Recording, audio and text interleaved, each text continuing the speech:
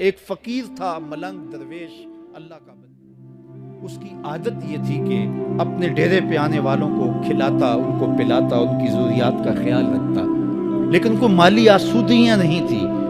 ہوتا یہ تھا کہ بعض اوقات لوگ آتے تو ادھار لے کر کے وہ لوگوں کو کھلا دیتا. خیر، چونکہ فقیر کا مزاج یہ ہوتا ہے کہ لوگ آئیں اس کے ڈیرے سے کھائیں.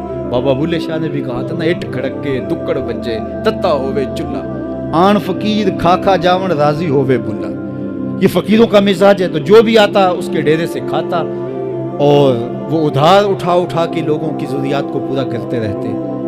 وقت آخر آ گیا، جن لوگوں نے ادھار دیا تھا وہ سارے تقاضا کرنے آ گئے.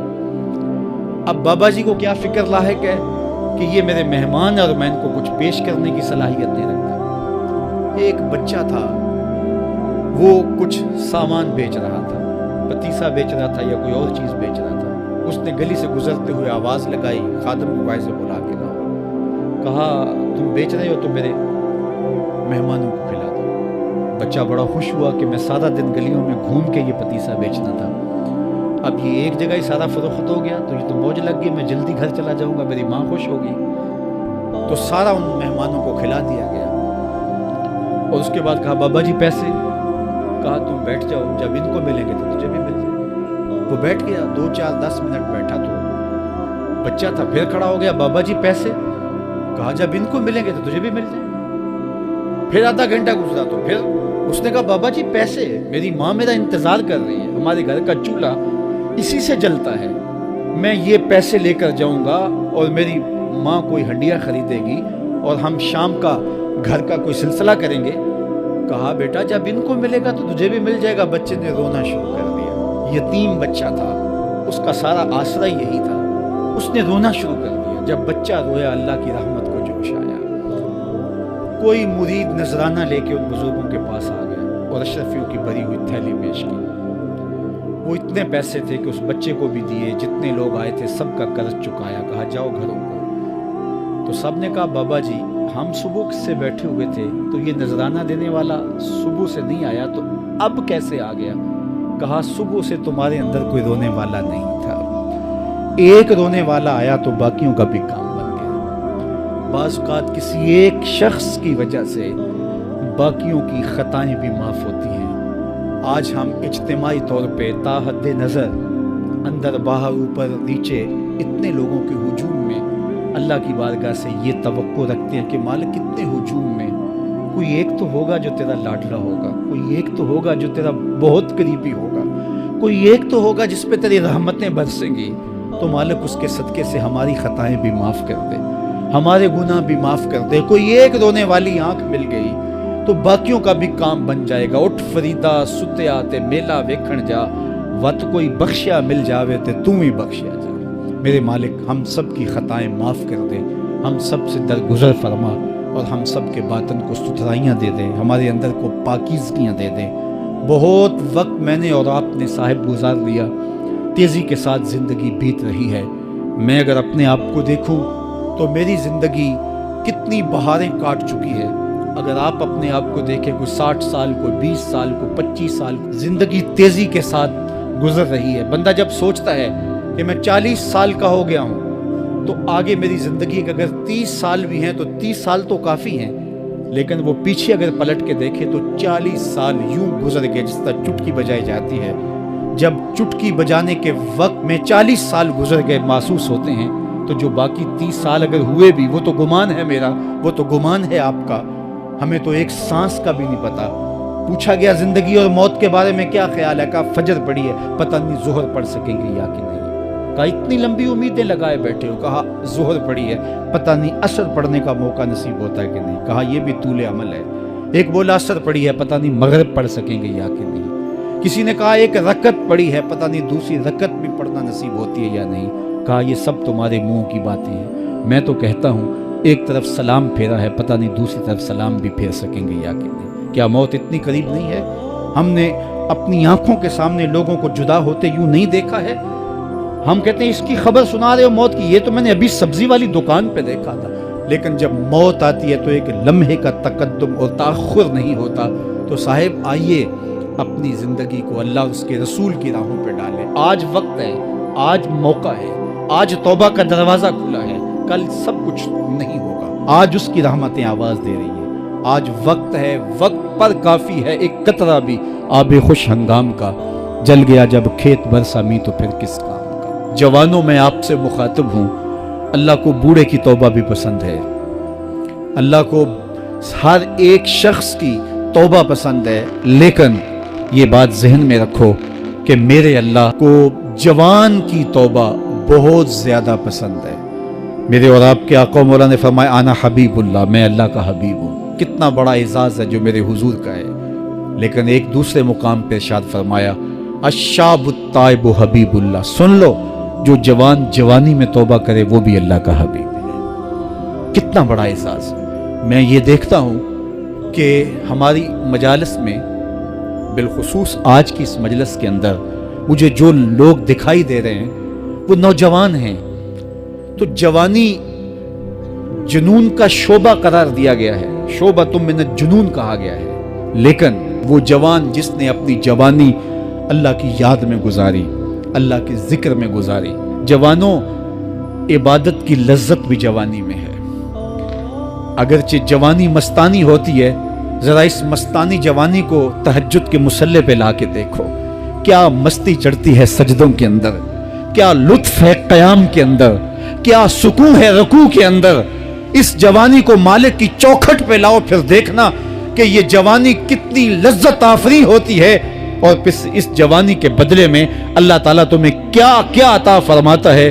وَرَجُلٌ قَلْبُهُ مُعَلَّقٌ بِالْمَسَاجِدِ, وہ آدمی جس کا دل مسجد کے ساتھ وابستہ ہوتا ہے. اللہ کے گھر کی تعمیر, اللہ کے گھر کی تزئین, اللہ کے گھر کی صفائی ستھرائی, اللہ کے گھر کی آباد کاری, اللہ کے گھر کی حاضری, یہ اس کی زندگی کا مشغلہ ہے. مسجد کے ساتھ وابستہ ہے, اس کو جنون ہے اللہ کا گھر خوبصورت ہو, اس کو جنون ہے اللہ کے گھر میں رونق ہو, اس کو جنون ہے کہ اللہ کے گھر میں صفائی ستھرائی ہو, پاکیزگی ہو, لوگوں کا آنا ہو اور لوگوں کا مسجد سے ربط ہو, اور مسجد کی حفاظت اس نے اپنے ذمے لی ہوئی ہے. مسجد کے کام وہ غلاموں کی طرح کرتا ہے. سنو سنو, میرے حضور نے فرمایا قیامت کے دن اللہ اسے اپنے عرش کا ٹھنڈا سایہ عطا فرمائے گا. فرمایا کچھ لوگ مسجدوں کی میخیں ہوتی ہیں, جس طرح لکڑی میں کیل ٹھک جاتا ہے, وہ بھی مسجد میں یوں ٹھک جاتے ہیں. جب بھی تلاش کرو مسجد میں ملیں گے. فرمایا جب وہ بیمار پڑ جاتے ہیں, اللہ کے فرشتے ان کے گھر میں حال پوچھنے جاتے ہیں. یارو, جوانی کے ایام میں مسجدوں کے ساتھ اپنے آپ کو وابستہ کرو. مسجدوں کی صفائی بھی اپنے معمولات میں شامل کرو. جس طرح آپ اپنے معمولات بتاتے ہیں کہ ویکینڈ پہ میں یہ کرتا ہوں, روزانہ کی میری جو ہے وہ ترتیب یہ ہے, مہینے کے بعد ایک مرتبہ یہ تفصیلی کام کرتا ہوں.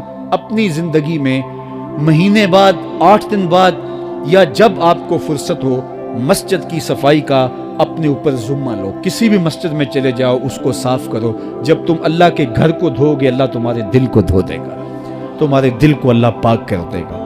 تو یہ مسجدیں کعبۃ اللہ کی بیٹیاں ہیں. اللہ تعالیٰ نے مسجدوں کے ذریعے زینت دی ہے زمین کو.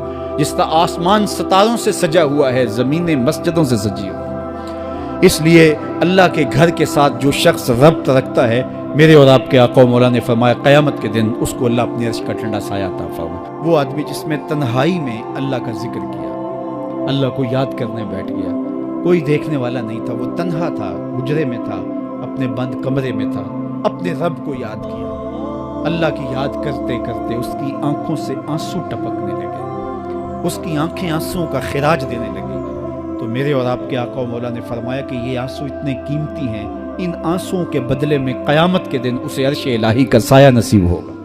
عرش الہی کا سایہ اسے نصیب ہوگا ان آنسوؤں کے بدلے میں. رومی علیہ رحمہ فرماتے ہیں جہاں پانی گرتا ہے وہاں سبزہ اگتا ہے, جہاں آنسو گرتے ہیں وہاں رحمت اترتی ہے. تو اس لیے جو اللہ کی یاد میں رونے کا لطف ہے اور اللہ کی یاد میں آنسو بہانے کا اجر اور صلہ رکھا گیا ہے, یہ گناہوں کو دھو ڈالتا ہے, یہ اندر کی صفائی اور ستھرائی کا سبب اور ذریعہ ہے. میرے اور آپ کے آقا مولا نے فرمایا راتوں کی تنہائیوں میں اٹھ کے قرآن پڑھا کرو اور قرآن پڑھتے ہوئے رویا کرو. پھر فرمایا فَإِلَّمْ تَبْكُوا فَتَبَاكُوا، اگر رونا نہ آئے تو رونے کی کوشش کیا کرو۔ حضرت داتا گنج بخش علی حجویری سے ایک مرید نے کہا حضرت اگر رونے کی کوشش کریں پھر بھی رونا نہ آئے، فرمایا پھر اپنے مقدر پہ رویا کرو۔ تم اتنے سنگ دل ہو گئے ہو کہ تمہاری آنکھیں آنسوں کا خراج نہیں دیتی۔ جو رونا نہیں جانتا وہ اللہ کی رحمتوں کو اور اللہ کی کرم نوازیوں کو کیسے سمیٹ پائے گا؟ بچہ روتا ہے تو ماں دودھ دیتی ہے، جب بندہ اللہ کے حضور الہاؤ زاری کرتا ہے، عجز کرتا ہے، انکساری کرتا ہے تو اللہ کی رحمتوں کو جوش آتا ہے اور اللہ تعالیٰ کی رحمتیں اس پہ برستی ہیں اور اس کے نہ صرف گناہ معاف ہوتے ہیں بلکہ اللہ تعالیٰ اس کے گناہوں کو بدل کے نیکیوں میں تبدیل کر دیتا ہے۔ اور میں تو سمجھتا تھا کہ اس مرتبہ ہم نے جگہ کو کافی کشادہ کر لیا اور جتنے بھی لوگ آئیں گے وہ اس جگہ میں سما جائیں گے، لیکن آج پھر اس جگہ نے اپنی تنگ دامانی کی شکایت کی۔ اللہ تعالیٰ جل شانہ ہمارے لیے آسانیاں پیدا کر دے۔ اور آج کی شب ہم نے یہ بھی دعا کرنی ہے، ایک تو ہم نے یہ آرزو کی ہے کہ 2019 کے اندر ہم نے مرکز مصطفیٰ کی تکمیل کرنی ہے۔ یہ میرے بس کا روگ نہیں ہے، کروڑوں روپے درکار ہیں، لیکن آج کی رات کی ہوئی دعائیں اگر قبول ہوئیں تو یہ ٹارگٹ مشکل بھی نہیں ہوگا۔ اللہ لوگوں کے دلوں کے اندر یہ بات ڈال دے گا اور وہ سعادت سمجھ کے اس کام کو اپنے ذمے لیں گے۔ ہر شخص یہ سمجھے کہ اس مرکز کی تعمیر میری ذمہ داری ہے اور میں اپنی استطاعت کے مطابق اس ذمہ داری کو نبھاؤں گا۔ ہم نے یہ بھی مانگا ہے کہ میرے مالک ہمیں وسیع و عریض جگہ بھی نصیب فرما کہ جس میں ہم اپنے آنے والے مہمانوں کو اچھے انداز سے بٹھا سکیں، ان کی ضروریات کو پورا کر سکیں، ان کے لیے پارکنگ فراہم کر سکیں۔ مجھے پتہ ہے جس مشکل کے ساتھ آپ لوگوں نے اپنی گاڑیاں کھڑی کی اور جس مشکل کے ساتھ اب یہاں باہر اندر اوپر اور مرکز کے ہالز کے اندر یہاں برآمدوں میں جس طرح آپ کھڑے ہیں سب میری نگاہوں میں ہیں۔ اللہ آپ کو اس کا بہتر صلہ دے گا۔ جو عظیمت کے راہی، ہم جو عظیمت کے راہی، منزل پہ جا کر دم لیں گے، میدان عمل میں نکلے ہیں، میدان عمل میں نکلے ہیں، باطل کو مٹا کر دم لیں گے، ہم جو عظیمت کے راہی، منزل پہ جا کر دم لیں گے۔ اتنے لوگوں کی آمین کے ساتھ تیری بارگاہ میں دعا ہے اس مرکز مصطفیٰ کو قیامت تک سلامت رکھنا، اس کی رونقیں آباد رکھنا۔ جس شخص نے مرکز کی تعمیر کے لیے ایک اینٹ بھی دی اللہ اسے جزا دینا، جس نے گزرتے ہوئے محبت کی نظر سے دیکھا بھی اللہ اسے بھی جزا دینا۔ اللہ مرکز کی تعمیر کے لیے ہمیں خزانہ غیب سے وسائل عطا فرما۔ اللہ تو کریم ہے، ہمارے لیے آسانیاں پیدا کر دینا۔ اللہ تیرے بندے جمعۃ المبارک کو اجتماعات میں دیگر مواقع پہ یہاں حاضر ہوتے ہیں، ہمارے لیے ان کی سواری کھڑا کرنے کے لیے، ان کے بیٹھنے کے لیے جگہ نہیں ہے۔ میرے مالک یہ جس محبت سے آتے ہیں، ہم پلکوں پہ بھی بٹھائیں پھر بھی حق ادا نہ ہو۔